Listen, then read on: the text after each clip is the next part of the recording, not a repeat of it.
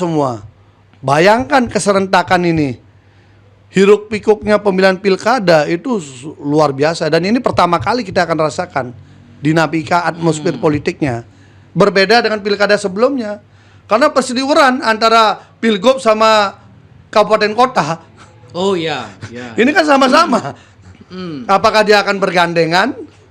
Apakah dia akan berbeda-beda? Meganong gitu ya. Dan masyarakat pun akan terbelah dengan berbagai varian. Betul. Misalnya nih, betul. di pilgub ada 2 calon, Ya. head to head. Di kabupaten kota ada 4 calon. 4 calon misalnya kan? Ya, misalnya 4 calon kan konfigurasi partainya kan beda-beda tiap. Betul. Ini ada 4 calon. Betul. Diusung oleh gabungan-gabungan partai politik. Iya. Ini 2. Ini ketika turun, partai yang satunya mengusung dengan ini, partai satunya lagi dengan ini. Nah, terus nanti tim suksesnya gimana? Ini kan akan menceradukan ini. Iya. Nah, ini hal yang baru. Sehingga masyarakat bisa mencermati yang baik. Menurut saya ya, saran saya kepada masyarakat Bali agak jengah dikit lah dalam hal memilih kepala daerah. Gubernur sekarang. Gubernur dan bupati wali kota.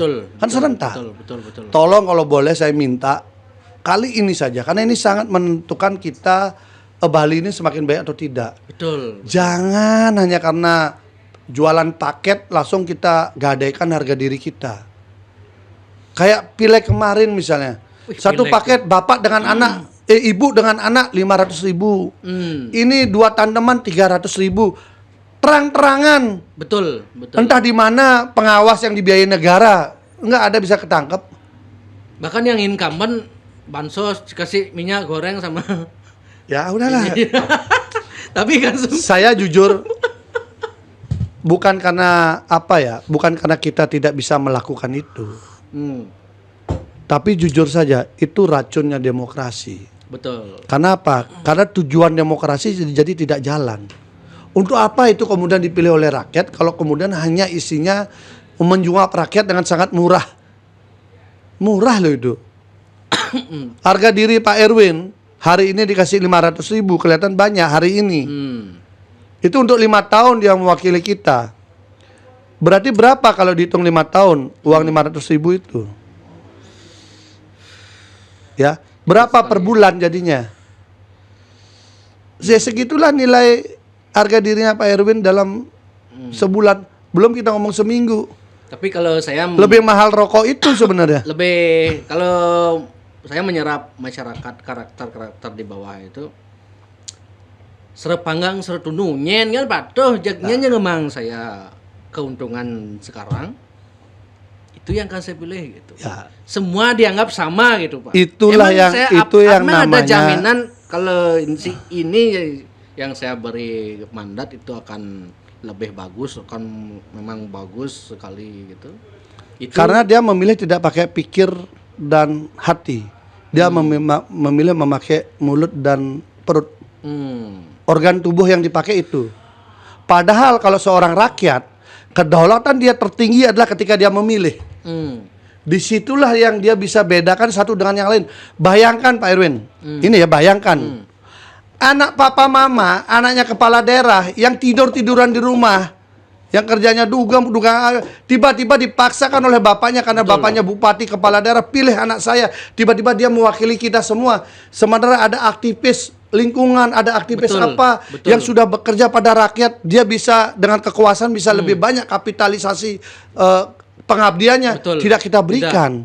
Betul, itu kapan itulah yang namanya penjajahan kapitalistik di dalam demokrasi. Bagi orang yang modal uang senang main begitu karena murah. Betul. Itu murah karena dikasih sekali saja, sisanya dia ambil APBD. Betul. Dia mainkan APBD, dia main di pusat, dia mainkan APBN. Tapi negara tambah rusak, daerah tambah rusak. Pertanyaannya, apakah rakyat memang ingin daerah dan negaranya tambah rusak? Kalau ketika kebijakan jelek mengeluh. Ketika mau memilih serep panggang serep tunu. Padahal milih pemimpin itu kan kita bisa milih. Iya. Jujur, makanya disitulah perbedaan saya ketika saya turun ke masyarakat. Boleh dicek, saya nggak pernah turunkan apapun yang sifatnya bantuan bansos apa nggak ada. Karena bagi saya bukan itu tugas saya eksekutif kok. Karena kalau begitu bagi masyarakat di pedesaan itu pelit ya nggak Pak? wah ini pelit saja nih gitu. Narasi itu harus dilawan dengan narasi begini. Mana lebih mulia iluba ya imanuse?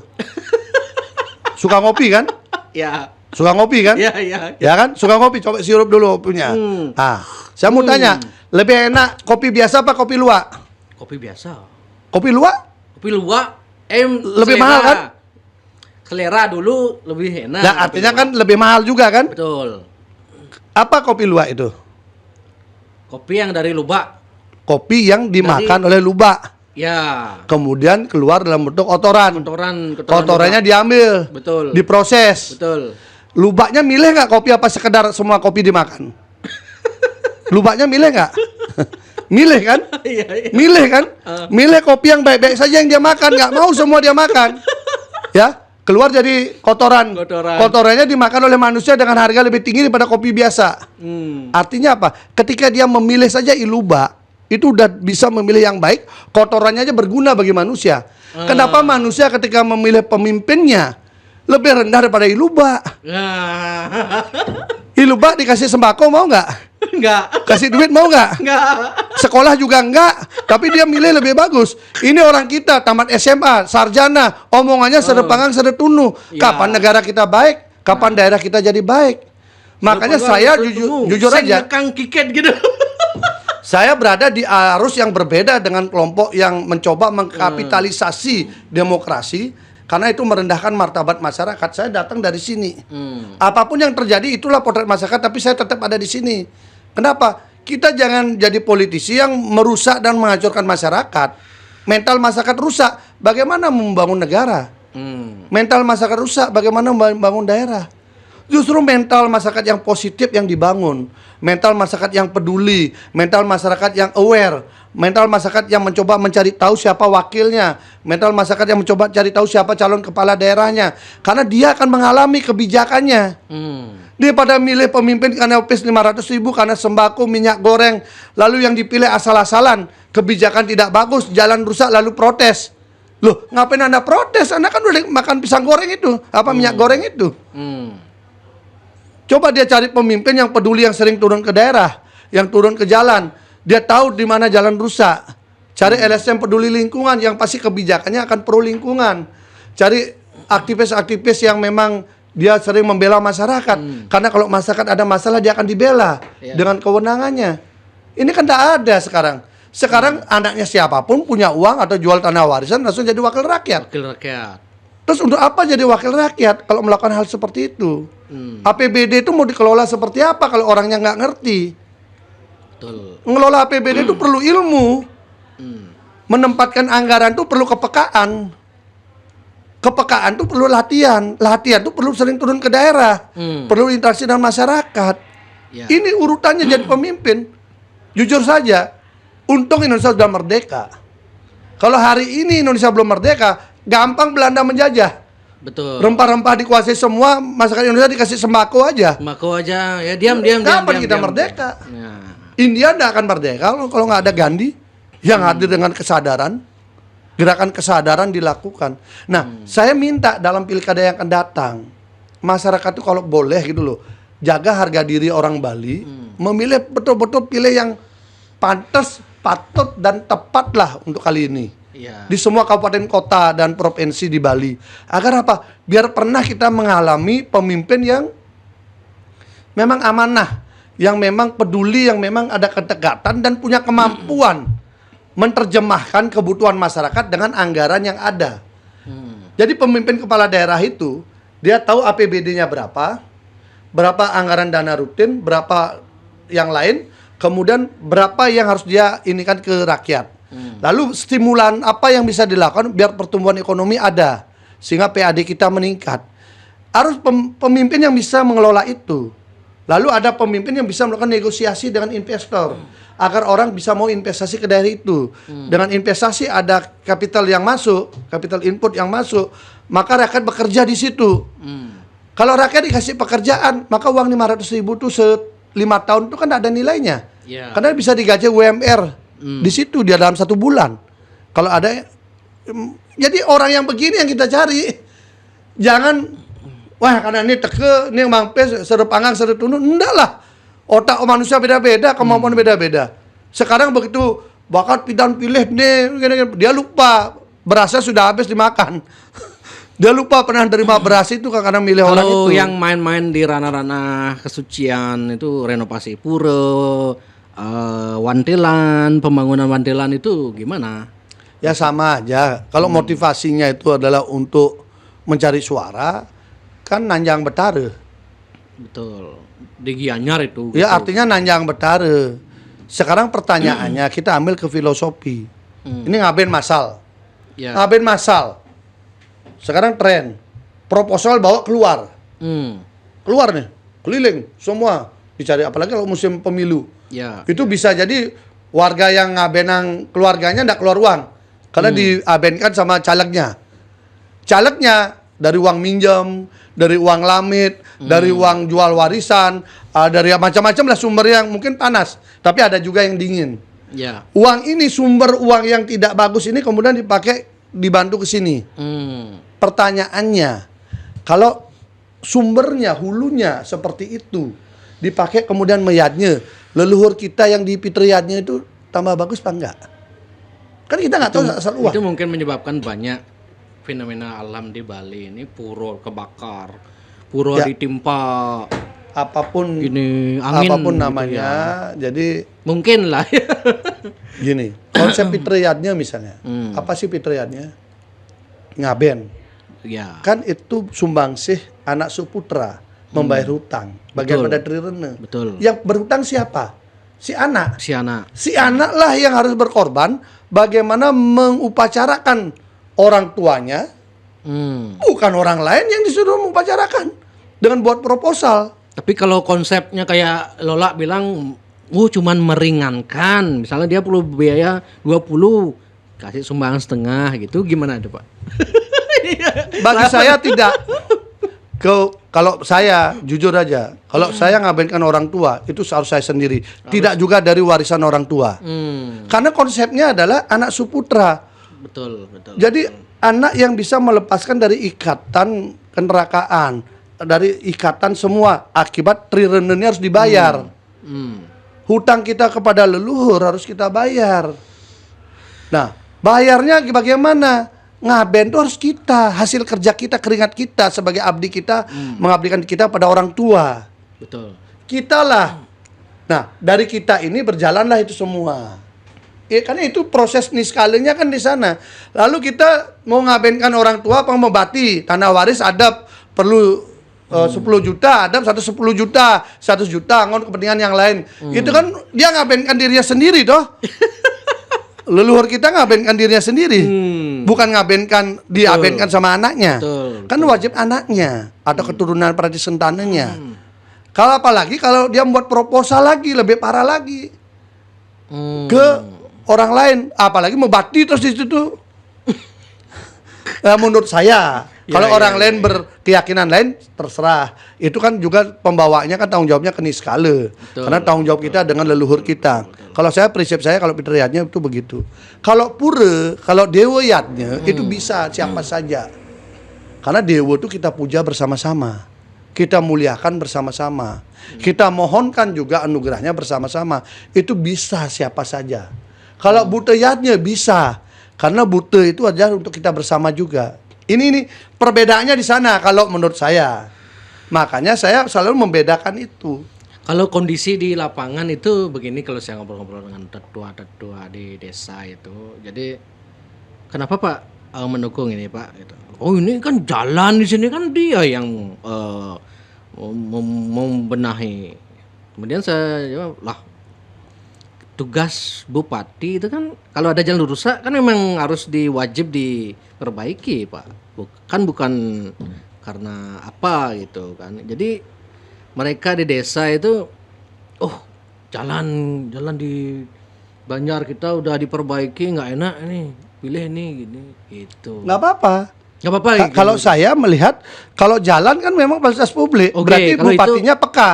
Kalau itu wajar lah kalau Iya, itu. artinya gini, bupati yang peduli dengan rakyatnya, bupati yang peduli dengan wali kota yang peduli dengan rakyatnya, gubernur yang peduli dengan masalah-masalah rakyatnya, layak rakyatnya ingat dengan yang akan dipilih. Yang jadi problem adalah dia tidak pernah berbuat, datang bawa sembako, langsung dia pilih, dianggap orang yang paling baik. Nah, itu Besok jalan rusak tidak diperbaiki, itu yang masalah. lebih mending jalan yang rusak itu dia perbaiki, itu yang dipilih Itu daripada yang dipilih karena dia peka, karena tugas dia adalah seorang kepala daerah, dia harus menyelesaikan urusan fasilitas publik. Betul. Jalan, air, listrik, alat komunikasi, itu adalah bagian yang wajib dia selesaikan. Betul. Kalau dia udah bisa selesaikan itu, dia sebagai pemimpin udah peduli kepentingan rakyat. Karena rakyat memerlukan jalan. Untuk apa? Memudahkan transportasi, bisnis, dagang, hasil pangan dan sebagainya, hasil ternak dan sebagainya. Kalau jalan bagus, maka otomatis. Kalau kita jalannya rusak, bawa tomat sampai di Denpasar udah hancur.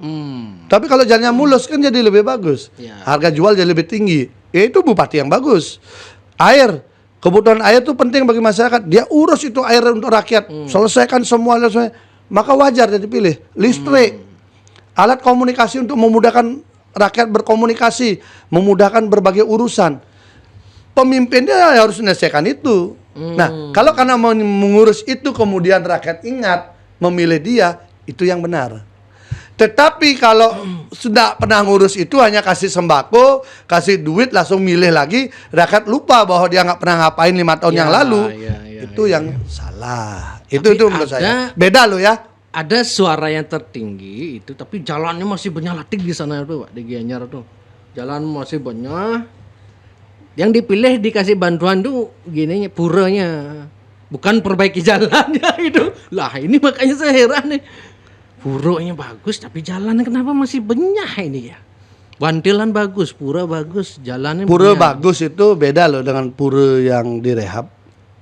Maksudnya pura yang masih bagus, masih layak ya. Dibongkar. Tapi dibongkar gitu. Tahu nggak? Itu merusak namanya. Itu merusak namanya, Pak. Kalau bagi saya, kenapa?